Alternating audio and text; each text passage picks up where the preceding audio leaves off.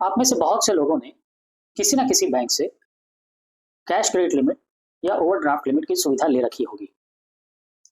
नमस्ते दोस्तों, मैं नितेश सिन्हा आज आपके सामने बैंकिंग से संबंधित एक बहुत ही महत्वपूर्ण विषय पे जानकारी लेकर आया हूँ और वो विषय है कि कैश क्रेडिट लिमिट या सीसी लिमिट या नकद साख ऋण या ओवरड्राफ्ट लिमिट पर ब्याज कैसे लगता है।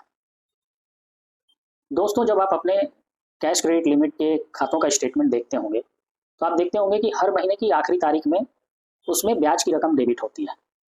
लेकिन ये ब्याज की गणना कैसे होती है, इसका कैलकुलेशन कैसे होता है?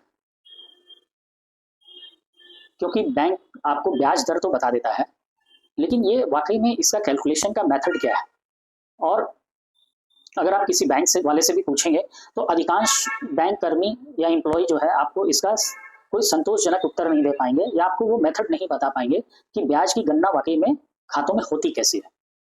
तो आज इस वीडियो के माध्यम से मैं आपको बिल्कुल सरल शब्दों में बताऊंगा स्टेप बाय स्टेप कि ये ब्याज कैसे कैलकुलेट होता है और इसकी मेथड क्या है। तो आइए शुरू करते हैं। दोस्तों, कैश क्रेडिट लिमिट या ओवरड्राफ्ट लिमिट खातों में ब्याज का कैलकुलेशन कैसा होता है, इसको समझने के लिए हम एक सीसी लिमिट अकाउंट का एक स्टेटमेंट लेंगे और उसके माध्यम से स्टेप बाय स्टेप समझेंगे कि ब्याज कैसे कैलकुलेट होता है। यहां पर हम एक फर्म जिसका नाम एबीसी इंटरप्राइजेज है उसके खाते का एक स्टेटमेंट लेते हैं। एबीसी इंटरप्राइजेज को बैंक ने कैश क्रेडिट या ओवरड्राफ्ट की 10 लाख रुपए की लिमिट दे रखी है जिसका रेट ऑफ इंटरेस्ट 12% है। मान लेते हैं कि ये 1 अगस्त 2024 को ये लिमिट सैंक्शन हुआ है और इसमें ट्रांजैक्शन जो है 1 अगस्त 2024 से स्टार्ट हो गया है। अब ट्रांजैक्शन जब स्टार्ट होता है तो मान लेते हैं कि पहली तारीख को 5 लाख रुपए एबीसी इंटरप्राइजेज ने खाते से निकाले, तो उस दिन खाते का बैलेंस क्या हो गया? डेबिट 5 लाख। अगले दिन और 5 लाख रुपए निकाल लिए तो हो गया डेबिट 10 लाख। 3 तारीख को 9 लाख रुपए जमा कर दिए तो खाते में बैलेंस हो गया डेबिट 1 लाख।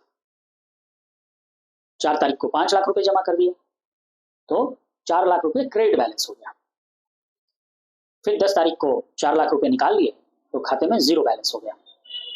इसी प्रकार से 11 तारीख को 12 तारीख को ये ट्रांजैक्शन पूरे महीने भर होता है। अब इस स्टेटमेंट को आप ध्यान से देखेंगे तो यहाँ पर मैं आपको 2 बातें बताना चाहूंगा। एक कि आप खाते से उतना ही पैसा निकाल सकते हैं जितने तक के आपको लिमिट अलाउड है। तो 10 लाख की लिमिट है तो 10 लाख से ज्यादा डेबिट बैलेंस नहीं होगा। दूसरा, ब्याज का कैलकुलेशन जो है किसी भी दिन के डे एंड बैलेंस पे ही होता है। जैसे उदाहरण के लिए अगर आप 12 तारीख के ट्रांजैक्शन देखेंगे तो उसमें 3 ट्रांजैक्शन आपको दिखेंगे। 12 तारीख का ओपनिंग जो बैलेंस है वो 7 लाख रुपए डेबिट बैलेंस है। 12 तारीख को 8 लाख रुपए कस्टमर ने जमा किए तो वो 1 लाख रुपए क्रेडिट में आ गया। फिर उसी दिन के दौरान 5 लाख रुपए निकाले तो 4 लाख डेबिट में आ गया और शाम होते होते 1 लाख रुपए जमा कर दिए तो अंत में जो बैलेंस है वो खाते में 3 लाख रुपए डेबिट बैलेंस है। तो ब्याज जो लगेगा वो 3 लाख रुपए पे लगेगा। तो सीसी लिमिट खातों में जो उस दिन का जो डे एंड बैलेंस है उसी पे ब्याज लगता है। दूसरा, ये ब्याज लगता है वो बैलेंस जितने दिन तक यूज रहता है। जैसे यही इसी में ले लेते हैं, 12 तारीख को डे एंड बैलेंस 3 लाख था, फिर अगला ट्रांजैक्शन जो होता है वो 20 तारीख को होता है। तो ये 3 लाख पे जो है, ये 3 लाख रुपए आपने उठा रखे हैं बैंक के, कब तक के लिए उठा रखे हैं? 20 तारीख तक। 20 तारीख को क्या ट्रांजैक्शन हुआ अब हम 20 तारीख को देखेंगे। 12 से लेके 20 तक 3 लाख रुपए इंटैक्ट आपका उठा हुआ था बैलेंस, तो उस पर 8 दिन का ब्याज लगेगा। वैसे ही 1 तारीख को 5 लाख उठा हुआ था तो 1 दिन का ब्याज लगेगा। 2 तारीख को उठा हुआ था और वो 3 तारीख को फिर ट्रांजेक्शन हो गया तो उस पर उस 10 लाख पे 1 दिन का ब्याज लगेगा। तो इस ढंग से दिन का कैलकुलेशन होता है। जो डे एंड बैलेंस जितने दिन तक यूटिलाइज रहता है उतने दिन का ब्याज उस डे एंड बैलेंस पे लगता है। आइए अब देखते हैं कि ब्याज का कैलकुलेशन कैसे होता है। दोस्तों, ब्याज का कैलकुलेशन का एकदम सिंपल फॉर्मूला है जो हमने कक्षा 8वीं और 9वीं में पढ़ाई करी थी। साधारण ब्याज का जो फॉर्मूला होता है वही फॉर्मूला यहाँ पर अप्लाई होता है और आप सबों को मालूम होगा कि साधारण ब्याज का फॉर्मूला होता है मूलधन गुना ब्याज दर, मूलधन गुना समय गुना ब्याज दर भागे 100। तो यहाँ पर प्रतिदिन का ब्याज हम कैलकुलेट करेंगे। जैसा कि आप देख रहे हैं कि 1 तारीख का जो 5 लाख का बैलेंस था वो कितने दिन यूटिलाइज रहा, एक ही दिन यूटिलाइज रहा, क्योंकि 2 तारीख को लिमिट वापस से उसमें ट्रांजेक्शन हो गया अकाउंट में। तो एक 5 लाख में कितने दिन का ब्याज लगेगा, 1 दिन का। तो हमारा समय क्या हो गया, 1 दिन। मूलधन क्या हो गया, 5 लाख रुपए। ब्याज दर क्या है, 12%। तो हमारा इस 1 तारीख का ब्याज का कैलकुलेशन होगा, मूलधन 5 लाख गुना ब्याज दर 12% गुना समय 1 दिन भागे 365 100। 365 से इसलिए डिवाइड कर रहे हैं क्योंकि ये ब्याज 1 दिन के लिए का कैलकुलेट हो रहा है, तो 1 दिन को वर्ष में कन्वर्ट करने के लिए हमको 365 से भाग देना पड़ेगा, क्योंकि ये सिर्फ 1 दिन का ब्याज है। तो ये आता है 164 रुपये। वैसे ही प्रत्येक दिन का ब्याज कैलकुलेट होता है। एक और उदाहरण के लिए समझ लेते हैं। जैसे 20 तारीख का अगर आप देखेंगे तो 20 तारीख का डे एंड बैलेंस था 10 लाख रुपए, वो यूटिलाइज रहा 31 तारीख तक, मतलब 11 दिन। तो इसका ब्याज का कैलकुलेशन होगा, प्रिंसिपल 10 लाख रुपए, ब्याज दर 12%, समय 11 दिन डिवाइडेड बाई 365 गुना 100, तो 3616 रुपये इसका ब्याज हुआ।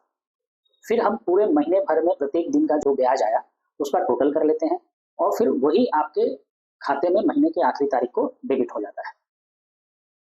तो इस प्रकार से आपके खाते में ब्याज का कैलकुलेशन होता है। आप भी बीच बीच में अपने खातों में इस तरह से ब्याज की कैलकुलेशन करके देख सकते हैं कि जो ब्याज दर बैंक ने बताया है उसी ब्याज दर पे आपके खाते में ब्याज अप्लाई हो रहा है या उसमें कुछ चेंज तो नहीं है। क्योंकि मैं अपने व्यक्तिगत अनुभव से कह सकता हूँ कि ऐसा मैंने बहुत से खातों में देखा है कि ब्याज दर परिवर्तन हो गया लेकिन वो आपके खाते में अप्लाई नहीं हुआ। तो आपको जो ब्याज दर मिलना चाहिए था वो ब्याज दर पे उससे ज़्यादा या कभी कभी उससे कम, और जब कम होगा तो बैंक वाले बाद में आकर आपसे बोलेंगे कि आपके खाते में ब्याज कम लग रहा था, फिर वो अलग से डेबिट कर देंगे। या बहुत बार ऐसा होता है कि जैसे आपके स्टॉक स्टेटमेंट या स्टॉक ऑडिट इस तरह के नाम पर भी पैनल इंटरेस्ट बैंक स्टिपुलेट कर देते हैं, तो आपको पता नहीं चलता है कि मेरे खाते में ब्याज वाकई में जो ब्याज दर मुझसे कहा गया उसी ब्याज दर पर ब्याज लगाया जा रहा है या उससे अलग कुछ है। दूसरी एक और महत्वपूर्ण बात कहना चाहूँगा जो आपके अकाउंट के कंडक्ट से रिलेटेड है। दोस्तों, सीसी लिमिट में हर महीने की आखिरी तारीख पर ब्याज लगता है और आपसे ये उम्मीद की जाती है कि आप उस ब्याज को अगले कुछ दिनों में, ज़्यादा से ज़्यादा 7 दिनों के भीतर बैंक में जमा कर देंगे। अब इसमें 2 स्थिति होती है। एक तो ये है कि जैसे आपका लिमिट पूरी तरह से यूटिलाइज है, मान लीजिए जैसे इसमें 10 लाख रुपए है और 30 तारीख को 10 लाख रुपए पूरे के पूरे यूज़ किए हुए थे, तो उसमें ब्याज जो लगा वो 5,457 रुपये ब्याज लगा, तो खाते का जो आउटस्टैंडिंग हो जाता 10,04,5,457 रुपये हो जाता है।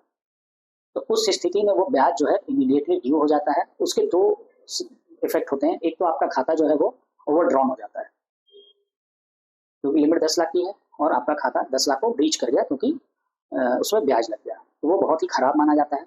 तो इसलिए आप लिमिट को पूरा ना यूज़ करके 80-85%, बहुत ज़्यादा 90% ही हमेशा यूज़ रखें। और अगर कभी 100% यूज़ हो भी जाता है तो कोशिश करें कि वो जल्द से जल्द 90% के दायरे में आ जाए, जिससे कि आपका खाता कभी ओवरड्रॉन ना हो। दूसरा, जो ब्याज की रकम लगी है वो अगले महीने के 7 तारीख के भीतर खातों में जरूर जमा करें। एक क्रेडिट एंट्री कम से कम उतने का जरूर दिखाएं, भले ही आपका जो अमाउंट यूटिलाइज है वो सैंक्शन लिमिट से बहुत कम है। जैसे इसी केस में हम देखते हैं कि सैंक्शन लिमिट 10 लाख रुपए है और आउटस्टैंडिंग जो है वो महीने की आखिरी तारीख में ब्याज लगने के बाद 9,05,457 रुपये है। तो कहने का मतलब अभी भी यहाँ पर तकरीबन 95,000 रुपये का लिमिट अवेलेबल है, लेकिन जो ब्याज लगा है उतना 5,457, कम से कम इतना अमाउंट का एक क्रेडिट आप अपने खाते में जरूर दिखाएं, क्योंकि ब्याज की सर्विसिंग तभी मानी जाती है सीसी लिमिट खाते में जब जितना ब्याज लगा है उतने का एक क्रेडिट एंट्री अकाउंट में आ जाए।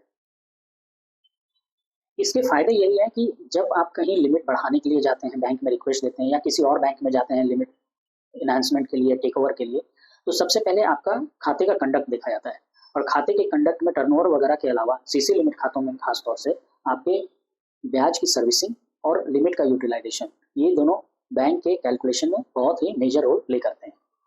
अगर आप इसका ध्यान रखेंगे तो आपको कभी भी लिमिट के एनहांसमेंट में कोई दिक्कत नहीं आएगी। आशा है ये वीडियो आपको पसंद आया होगा। अगर पसंद आया हो तो इसे लाइक ज़रूर करें, अपने दोस्तों के साथ ज़रूर शेयर करें, जिससे उनको भी ये जानकारी मिल सके कि सीसी लिमिट में ब्याज की गणना कैसी होती है और इस लिमिट को कैसे मेंटेन करना चाहिए। बहुत बहुत धन्यवाद।